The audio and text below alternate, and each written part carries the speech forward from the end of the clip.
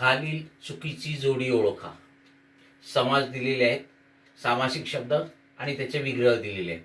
अधिराणी कर्मधारय समास, हे अगदी बरोबर आहे, कारण इथे अधि हा शब्द राणीबद्दल विशेष माहिती सांगतो.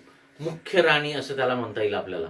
ठीक आहे, दोन पदामधले संबंध विशेषण विशेष्य आहेत आणि म्हणून हा कर्मधारय समास आहे. अगदी बरोबर आहे.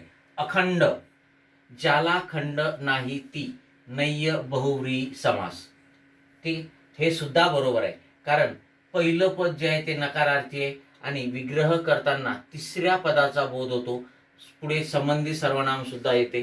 ठीक आहे, आणि म्हणून हा नय्य बहुव्रीही समास आहे.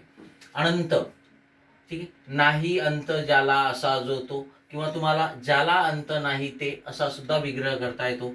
इथे सुद्धा पहिलं पद हे नकारार्थी आहे, म्हणून हा सुद्धा नय्य बहुव्रीही समासच आहे. ठीक आहे.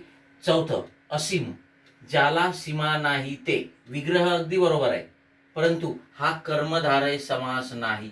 हा कर्मधारय समास नाही. ठीक आहे, तुमच्या लक्षात आलं असेल की हा सुद्धा नय्य बहुव्रीही समासच आहे.